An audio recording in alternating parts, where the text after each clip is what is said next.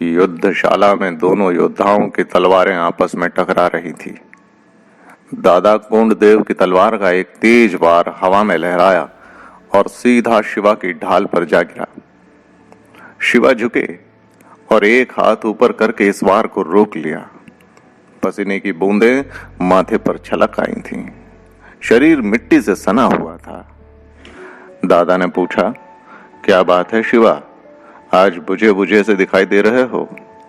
आज तुम वैसे नहीं लड़ रहे जैसे रोज लड़ते हो। तलवार को एक तरफ रखकर शिवा ने कहा, बस यूं ही दादा। शिवा पास ही बैठी जीजा माता के पास जा पहुंचे। अक्सर जब भी शिवा चिंतित होते वो अपनी मां के पास चले जाते थे। उनके चेहरे के भाव देखकर उन्होंने भी पूछा, क्या बात है शिवा, क्या परेशानी है? शिवाजी ने कहा, भाई साहब, कल मैं अपने मावले दोस्तों के साथ सह्याद्री घूमने निकल गया था। सह्याद्री की इन सुंदर प्राकृतिक पहाड़ियों के बीच हमारे मावल में मैंने जो कुछ देखा उससे मेरा मन कल से ही बहुत विचलित है। शिवा, क्या देखा तुमने? मां ने पूछा। भाई साहब, मैंने हमारी प्रजा को करीब से देखा। मैंने उनकी परेशानियों को देखा, उनके दुख, उनकी मजबूरी और उन पर होते हुए मुगलों के अत्याचार को देखा। भाई साहब, मुगल सैनिक उनके साथ ऐसा व्यवहार कर रहे थे जैसे वह मनुष्य नहीं कोई जानवर हो। आई फिर दुर्भाग्य से मैंने वो देखा जिसकी इस भारत भूमि पर मैं कल्पना भी नहीं कर सकता। मैंने मां तुलजा भवानी का खंडित मंदिर देखा। उस मां का खंडित मंदिर देखा, हर मराठा जिसके चरणों में अपनी श्रद्धा की अंजलि चढ़ाता है। और फिर खंडित और विकृत की हुई मां की मूर्ति, वह दृश्य देखकर मेरी नस नस भड़कने लगी थी। आई, ये कैसा जीवन है जिसे जीने के लिए मेरे राष्ट्र की हिंदू प्रजा मजबूर है। ये सुनकर आई जीजा मां साहेब की दृष्टि क्षितिज में कहीं जाकर के टिक गई। वहीं निर्निमेष दृष्टि से देखते हुए उन्होंने शिवा से कहा, शिवा, हमारी मातृभूमि परतंत्र है। इस राष्ट्र पर ऐसे विधर्मियों का शासन है जो मानवीयता की भाषा नहीं समझते। परतंत्र लोगों का कोई मोल नहीं होता शिवा। कभी कभी विधाता भी कठोर परीक्षा लेता है। भारतवर्ष भी अपनी ऐसी ही परीक्षा से गुजर रहा है। किंतु तुम्हें अपने पूर्वजों का स्मरण रखना चाहिए, जिन्होंने हर अन्याय से संघर्ष करके अपने आत्म स्वाभिमान को मरने नहीं दिया। शिवाजी ने अत्याचारों और अपने लोगों की पीड़ा को देखकर तुम्हारा मन दुखी हुआ है। मैंने उस अत्याचार को विवाह पूर्व अपने परिवार पर घटते हुए देखा था और तभी मैंने अपने इष्ट भोलेनाथ से यह वर मांगा था कि मुझे ऐसी सिंह स्वरूपा संतान दो जो इन अत्याचारों का समूल नाश कर दे। शिवा, ईश्वर के उस आशीर्वाद को सत्य सिद्ध करने का दायित्व अब तुम्हारा है। शिवा, यदि तुम्हें इन परिस्थितियों से पीड़ा होती है तो संकल्प करो कि ये अपना जीवन अपने लोगों के लिए, अपने राष्ट्र और धर्म के लिए समर्पित कर दोगे। शिवा की मुट्ठियां बंध चुकी थी। आंखों में क्रोध और संकल्प दोनों के भाव तैरने लगे थे। उन्होंने कहा, मैं शिवाजी राजे भोंसले संकल्प लेता हूं कि इन म्लेच्छों से अपने अधिकार को छीनकर जब तक हिंदू साम्राज्य की स्थापना नहीं कर दूंगा, मैं चैन से नहीं बैठूंगा। और इस प्रकार मां जीजाबाई की प्रेरणाओं से शिवाजी का निर्माण होता चला गया। अपने संकल्प के साथ शिवाजी सह्याद्री की उन पहाड़ियों में अपने मावले मित्रों के साथ बड़े होने लगे। वे सभी साथ खेलते, साथ रहते, साथ विचार करते, अपने किलों को मुगलों से मुक्त करवाने की योजना बनाते और इस प्रकार राष्ट्र प्रेम और स्वाभिमान का रस पीते हुए यह टोली बड़ी होने लगी। यही वो समय था जब शिवाजी के जीवन में होने वाले भावी संघर्षों के अप्रतिम योद्धाओं का भी निर्माण हो रहा था। तानाजी मलूसरे, बाजी पासलकर, बाजी प्रभु देशपांडे, जीवा महाले जैसे कई योद्धा शिवाजी की बचपन की मंडली के ही मित्र थे। बीजापुर के सुल्तान आदिल शाह को भी वो दिन बड़े अच्छे से याद था जब नन्हा सा शिवा अपने पिता शाहजी महाराज के साथ दरबार में हाजिर हुआ था। शाहजी उसके सूबेदार थे जो दरबार के सभी नियम पालन करते थे। मन में स्वाधीनता और स्वराज्य का गहरा स्वप्न दबाए हुए शाहजी ने परिस्थितियों के प्रति अपनी भावनाओं के साथ समझौता कर लिया था। जब भी वे दरबार जाते आदिल शाह को कोडनिस अर्थात झुककर सलाम करते, किंतु उनके अंतरात्मा की पुकार और माँ जीजाबाई के पुरुषार्थ ने शिवा को कुछ अलग ही मिट्टी से बनाया था। उस दिन कोडनिस करते हुए शाहजी महाराज के बगल में शिवा आदिल शाह के सम्मुख अपनी छाती फुलाकर ऐसे खड़े रहे जैसे कोई वनराज अपने वन में खड़ा हो। सुल्तान आदिल शाह के दरबार में ऐसा पहले कभी नहीं हुआ था। शिवा को कोडनिश न करते हुए देख आदिल शाह अपमान की अग्नि से जल उठा, लेकिन वो शाहजी को भी नाराज नहीं कर सकता था, इसलिए अपनी भावनाओं को दबाते हुए थोड़े संयत स्वर में बोला, शाहजी, क्या तुमने अपने साहबजादे को शाही दरबार के तौर तरीके नहीं बताए? शाहजी थोड़ा सक पकाए जरूर, लेकिन मन ही मन वे बड़े प्रसन्न थे और वो कुछ कहे उसके पहले शिवाजी बोल पड़े। उन्होंने निर्भीक वाणी में कहा, मैं शिवाजी राजे भोंसले पुणे का मराठा, मेरे लिए पिताजी महाराज ही मेरे राजा हैं। मेरा सिर यदि कोडनिस के लिए झुकेगा तो वो अपने पिता के लिए झुकेगा। आदिल शाह की आंखों में खून उतर आया था, लेकिन यदि उस वक्त वह कोई हरकत करता तो उसका उसके राजनीतिक वर्चस्व पर बहुत बुरा असर पड़ सकता था। शाहजी आदिल शाह के सूबेदार अवश्य थे, लेकिन वो इतने कमजोर भी नहीं थे कि आदिल शाह ऐसी घटना के कारण कोई कार्यवाही कर दे। वो अपना मन महसूस कर रह गया और खिसिया कर बोला, कोई बात नहीं शाहजी, शिवाजी अभी बच्चा है, हम इसकी गुस्ताखी को बड़े दिल से माफ करते हैं। और फिर शिवाजी सिंह की भांति वहां से बाहर निकल आए थे। वास्तव में ये दिन आदिल शाह और शिवाजी की पहली भेंट और उनकी दुश्मनी का सूत्रपात भी था। मुगलों के संपूर्ण उच्चाटन का संकल्प लिए अब यमावलों की टोली शिवाजी के नेतृत्व में विभिन्न योजनाओं पर काम करने लगी थी। अपने कालजयी अभियान को प्रारंभ करने से पूर्व शिवाजी ने अपने इन मावले मित्रों के साथ रोहिडेश्वर महादेव के मंदिर में भगवान महाकाल शिव का अपने रक्त से अभिषेक किया और संपूर्ण हिंदवी स्वराज्य के लिए सामूहिक प्रतिज्ञा कर ली। रोहिडेश्वर और तोरणा दुर्ग से इस अभियान का प्रारंभ किया गया। तोरणा दुर्ग जीतने के लिए तो 16 वर्षीय शिवाजी को युद्ध भी नहीं करना पड़ा।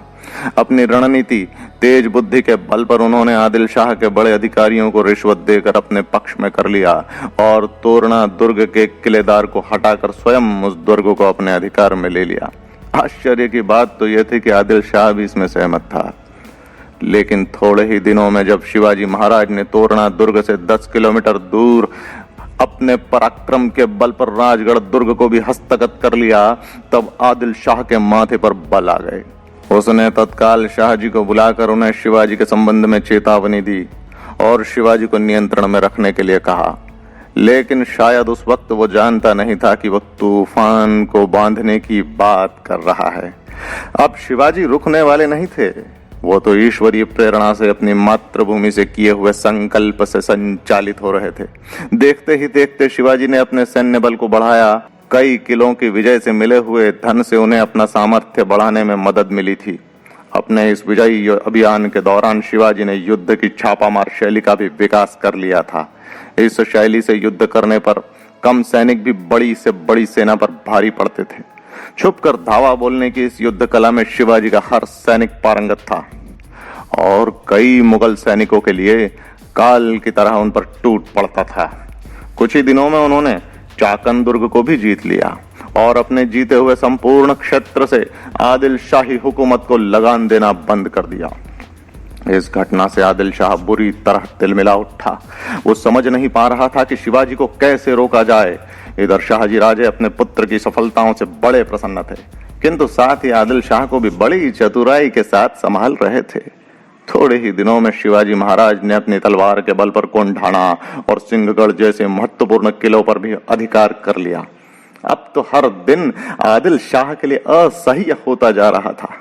कई चेतावनियों के बाद भी शिवाजी थे कि थम नहीं रहे थे। उस दिन आदिल शाह इन्हीं चिंताओं में अपने शयन कक्ष पर करवटें बदल रहा था। तभी एक सेवक आया। हुजूर, एक बुरी खबर आई है। अब क्या हुआ? हुजूर, पता लगा है कि उस शिवाजी ने सूपा और पुरंदर को भी फतह कर लिया है। क्या? ये दोनों बाप बेटे मिलकर क्या खेल खेल रहे हैं हमारे साथ? नहीं, बस अब और नहीं, अब केवल एक ही इलाज बचा है। गिरफ्तार कर लो उस शाहजी राजे भोंसले को। और इस प्रकार शिवाजी के पिताजी को बीजापुर सल्तनत में गिरफ्तार कर लिया गया। शाहजी की गिरफ्तारी शिवाजी के लिए चिंता का कारण थी, किंतु शिवाजी ने तुरंत जल्दबाजी में कोई निर्णय लेना उचित नहीं समझा। इस समस्या से निराकरण के वे अन्य उपाय सोचने लगे। वे जानते थे कि यदि वे अपने सारे किले फिर से बीजापुर को समर्पित कर देते हैं तो शाहजी को छुड़ाया जा सकता था, लेकिन स्वराज्य की राह में अपने व्यक्तिगत स्वार्थ के लिए यह कीमत देना अन्याय होता। शिवाजी रणनीतिक चातुर्य में चाणक्य और राणा प्रताप का मिश्रण थे। उन्होंने इसका और ही तरीका निकाला। दिल्ली में उन दिनों शाहजहां का शासन था। अपनी कूटनीतिक बुद्धि का उपयोग करते हुए शिवाजी ने शाहजहां को एक पत्र लिख डाला। पत्र में शिवाजी ने खुद को शाहजहां के प्रति वफादार बताते हुए आदिल शाह की शिकायत की और अपने पिता की गिरफ्तारी के संबंध में बताया। परिणाम यह हुआ कि शाहजहां ने तत्काल आदिल शाह को एक धमकी भरा पत्र लिखा और शाहजी राजे भोंसले को छोड़ देने के लिए कहा। आदिल शाह उन दिनों दिल्ली के मुकाबले बहुत कमजोर था। वो कोई खतरा नहीं उठाना चाहता था और इस वजह से वो शाहजहां का आदेश टाल न सका। उसने शाहजी महाराज को छोड़ने में ही अपनी भलाई समझी और इस तरीके से शिवाजी महाराज अपने कूटनीतिक और तीक्ष्ण बुद्धि की वजह से बिना किसी संघर्ष के ही अपने पिताजी को छुड़वाने में सफल हो गए। जहां शौर्य और पराक्रम की आवश्यकता हो वहां अपनी छाती अड़ाना, और जहां बुद्धि कौशल की आवश्यकता हो वहां बुद्धि चातुर्य का उपयोग करके अपना काम निकाल लेना, यह शिवाजी के व्यक्तित्व की अद्भुत विशेषता थी। इस घटना के बाद भी शिवाजी के स्वराज्य के अभियान में कोई कमी नहीं आई। आदिल शाह परेशान होता रहा और शिवाजी दुर्ग पर दुर्ग जीतते चले गए, किंतु अपने इन अभियानों में शिवाजी ने नैतिकता और मर्यादा का साथ कभी नहीं छोड़ा था। एक बार की बात है, कल्याणपुर विजय के पश्चात शिवाजी के कुछ सेनापतियों ने पराधीन सूबेदार की पुत्रवधू को बंदी बना लिया था। उस सूबेदार की पुत्रवधू गौहर बानो अप्रतिम सौंदर्य की स्वामिन थी और उसकी सुंदरता के चर्चे हुआ करते थे। ऐसे में शिवाजी के कुछ मित्रों ने सोचा कि यह सुंदर स्त्री शिवाजी महाराज को उपहार स्वरूप समर्पित कर देना उचित होगा, और इस भाव से उस महिला को शिवाजी के सामने प्रस्तुत कर दिया गया। शिवाजी ने देखा कि वह स्त्री बहुत घबराई और सकुचाई हुई है।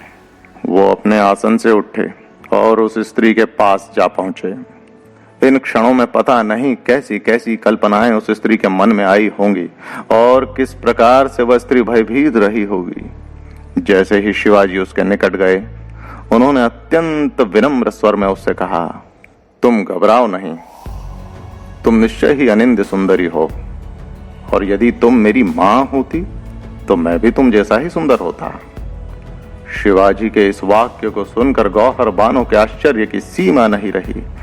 मुगलिया हरम की संस्कृति को देखने के बाद उसने कभी सपने में भी नहीं सोचा था कि कोई नरसिंह ऐसा भी हो सकता है जो ऐसा कामजयी हो जिसे विश्व की सभी स्त्रियां मां की तरह दिखाई देती हो। सनातन संस्कृति के सूर्य शिवाजी के प्रति वह स्त्री मन ही मन श्रद्धा से भर गई और उनके सामने नतमस्तक हो गई। अब उसके चेहरे पर सुरक्षा और निश्चिंतता के भाव आ चुके थे। शिवाजी ने कहा, माता तुम चिंता न करो, शिवाजी के साम्राज्य में किसी स्त्री का अपमान नहीं हो सकता। गौहर बानो की आंखों से आंसू फूट पड़े थे। शिवाजी में उसे एक विराट पुरुष के दर्शन हो रहे थे। शिवाजी ने उसे सुरक्षित स्थान पर पहुंचा दिया और अपने साथी मित्रों को भी सावधान किया कि आगे से ऐसी कोई घटना नहीं होनी चाहिए जिसमें किसी स्त्री का अपमान हो, किसी बच्चे के प्रति अन्याय हो और किसी लाचार को पीड़ा पहुंचे।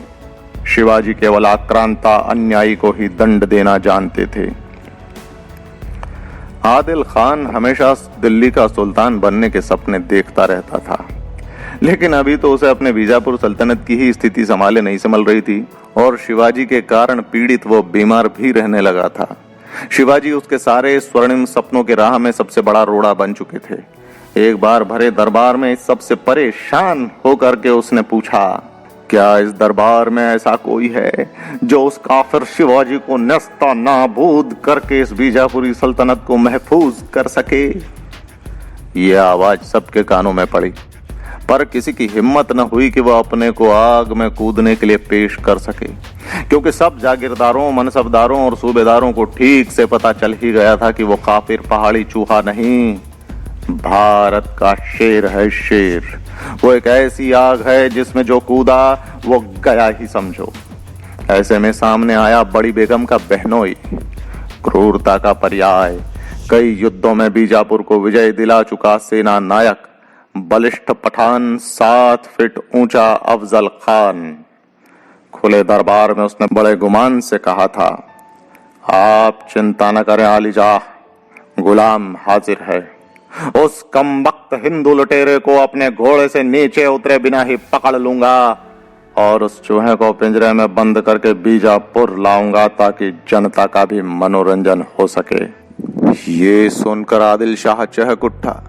शाबाश अफजल खान, शिवाजी हमारे लिए बहुत बड़ी परेशानी का सबब बन चुका है। हम चाहते हैं कि तुम इस शिवाजी को अपनी मजबूत बाजुओं में दबाकर जहन्नम भेज दो। आप बिल्कुल भी परेशान ना हो हुजूर, ये काम हो जाएगा। हमें तुमसे यही उम्मीद है अफजल खान, हमें तुमसे यही उम्मीद है। अफजल खान तुरंत अपनी मुहिम की तैयारियों में लग गया। कुछ ही दिनों में शिवाजी को पकड़ने के लिए निकल पड़ा। उसके दुर्भाग्य पर चिंतन करते हुए एक मुस्लिम इतिहासकार ने लिखा है, मौत का फरिश्ता उसकी गर्दन पकड़ के उसे बर्बादी यानी शिवाजी की तरफ ले चला। उसके साथ इतने अपशकुन हुए, इतनी अजीब अजीब बातें हुई कि स्वयं अफजल खान भी भयभीत हो गया और उसे अपने ही सही सलामत वापस लौटने पर भी संदेह होने लगा। वास्तव में इन मलेच्छों के बीच में शिवाजी का ऐसा ही खौफ कायम हो चुका था। अफजल के हरम की औरतें किसी दूसरे पुरुष के साथ न जा पाएं, इसलिए उसने आदेश निकाला कि हरम की सभी 64 औरतों को जल में डुबाकर मार डाला जाए। 63 ने मौन रहकर ही मरना उचित समझा, पर एक ने भागने की चेष्टा की और उसे तलवार से काट डाला गया। आज भी बीजापुर में यह कब्रें बनी हैं और उस नर पिशाच की क्रूरता की कहानी कह रही है। अफजल खान अपनी सेना में 12,000 घुड़सवार, 1,000 पैदल, 15,000 बंदूकधारी सैनिक, 100 हाथी, 1200 ऊंट और 90 तोपें लेकर चला और फिर उसने वो सारे कुकृत्य करने शुरू कर दिए जो हिंदुओं के प्रदेशों में करना सभी मुस्लिम बादशाहों का शगल रहा था। जहां से वो गुजरता मंदिर तोड़ता, मूर्तियां पददलित की जाने लगी, गौ वंश का वध करके उस रक्त को गर्भगृहों में छिड़का जाने लगा, हिंदुओं का नृशंस कत्ले आम होने लगा, हिंदू ललनाओं का शील भंग किया जाने लगा। अफजल खान अपने इन दुष्कर्मों से शिवाजी को उकसाना चाहता था ताकि क्रोध के मारे शिवाजी मैदानी इलाके में आ जाएं और उन्हें मारना आसान हो सके। राजे तक सब समाचार पहुंच भी रहे थे। उनका अंतर्मन क्रोध से उबल रहा था, परंतु वे ये भी समझ रहे थे कि यदि उत्तेजित होकर वे खुले मैदान में 2-2 हाथ करने पहुंच गए तो मराठों को काल के गाल से कोई नहीं बचा पाएगा, क्योंकि उनके पास ना तो बड़ी सेना है और न किसी अन्य शक्ति से सहायता की आशा। अपने से 3 गुनी सेना के साथ मैदानी इलाके में युद्ध करना आत्महत्या करने के समान ही होगा। ये शिवाजी भली भांति जानते थे। जब इतने पर भी शिवाजी सामने नहीं आए तो अफजल खान ने दूसरी चाल चली। उसने शिवाजी के पास बहुत ही आसान शर्तों पर संधि संदेश भेज दिया, किंतु वास्तव में अफजल खान शिवाजी को संधि के बहाने बुलाकर मार डालना चाहता था। लेकिन राजे ने भी कच्ची गोलियां नहीं खेली थी।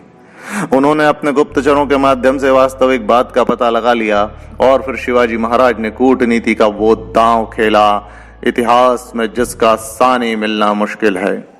अफजल खान जैसे क्रूर और घाघ सेना नायक को उन्होंने सूचना भिजवाई कि उसके डर से शिवाजी की हालत पस्त है, वो कांप रहे हैं और किसी भी कीमत पर उसके चरणों में गिरने के लिए तैयार हैं, पर उनमें इतना भी साहस नहीं है कि अफजल खान के पास आकर उससे मिल सकें, और इसलिए यही अच्छा रहेगा कि किसी एकांत जगह पर दोनों लोग अकेले मिलें ताकि अफजल खान की शान, शौकत और रुतबे से शिवाजी घबरा न जाएं।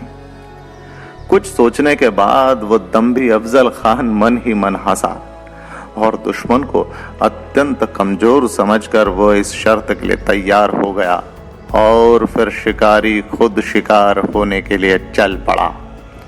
शिवाजी द्वारा पहले से ही सोचे हुए स्थान प्रतापगढ़ पर मिलने का कार्यक्रम तय हो गया। यहाँ के चप्पे चप्पे से मराठे वाकिफ थे और दूसरी तरफ बीजापुरी सेना को उसका इतिहास भूगोल कुछ पता नहीं था। शिवाजी ने अपने छापामार सैनिकों को प्रतापगढ़ दुर्ग के आसपास गोपनीय स्थानों पर पहले ही तैयार कर दिया था। 10 नवंबर 1659 का दिन था वो। प्रातः काल का सूर्य विजय का संदेशा लेकर उदित हुआ था। शिवाजी उस मलेच्छ की नीयत जानते थे, इसलिए उन्होंने स्वयं भी पूरी तैयारी की।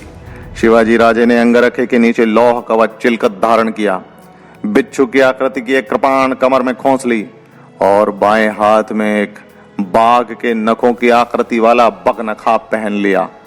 फिर भी प्राणों का खतरा तो था ही, और कौन जाने विधाता ने क्या लिख रखा है। किंतु फिर भी मां जगदम्बा को स्मरण करके शिवाजी ने जीवा महाले के साथ अपने 10 अंगरक्षक लिए और चल पड़े अफजल खान से मिलने।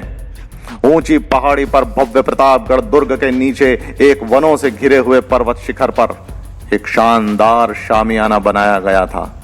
तय शर्तों के अनुसार अफजल खान भी अपने 10 अंगरक्षक लेकर आया था। मुलाकात के समय वे सभी अंगरक्षक शामियाने के बाहर ही रुक गए थे, किंतु साथ में अंदर उनके विश्वस्त वकील को जाने की अनुमति थी।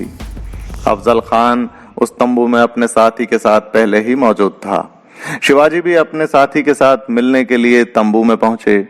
कुछ क्षणों की औपचारिकताओं के बाद अफजल खान ने कहा, आओ शिवाजी, आज के इस मौके को हम गले मिलकर अपनी दोस्ती में बदल दें। शिवाजी उसकी कुटिल आंखों में सारे भाव पड़ रहे थे। फिर भी वे उठे और अफजल की ओर बढ़े। अफजल खान मन ही मन बड़ा ही प्रसन्न था कि बस कुछ क्षण और उसके बाद तो बीजापुर सल्तनत का यह सबसे बड़ा कांटा निकल ही जाएगा। अफजल खान 7 फीट का ऊंचा तगड़ा व्यक्ति था, तो शिवाजी मात्र 5.5 फीट ऊंचे। अफजल से लगभग 1.5 हाथ छोटे शिवाजी जैसे ही उसके आलिंगन में आबद्ध हुए, खान ने अपने एक हाथ से शिवाजी की गर्दन को पकड़ लिया। शिवाजी को कोई आश्चर्य नहीं था, उन्हें इस मलेच्छ अफजल खान से यही आशा थी। उसकी पकड़ मजबूत थी। इस पहलवानी पकड़ से अपनी गर्दन छुटाने और बचने का शिवाजी ने प्रयास किया, पर पहले वह असफल रहे। अफजल खान ने उन्हें जमीन से ऊपर उठा लिया। अब अफजल खान ने अपने हाथों में कटार निकाली और पूरे वेग से शिवाजी की पीठ पर दे मारा। लेकिन ये क्या खंजर था कि शिवाजी के शरीर में घुसता ही नहीं था। शिवाजी द्वारा पहनी गई लोहे की जाली भरी चिलकत ने इस भयंकर वार को सह लिया था। शिवाजी की बुद्धिमत्ता यहाँ काम दे गई। तभी शिवाजी ने अपना दाहिना हाथ किसी तरह मुक्त करा लिया और अब बाजी शिवाजी के हाथों में आने वाली थी। मां भवानी साक्षात शिवाजी के पराक्रम में प्रतिष्ठित हो चुकी थी। उन्होंने अपने बाएं हाथ में पहना बगनखा अफजल खान के पेट में गहराई तक गड़ा दिया। अफजल खान दर्द से कराह उठा।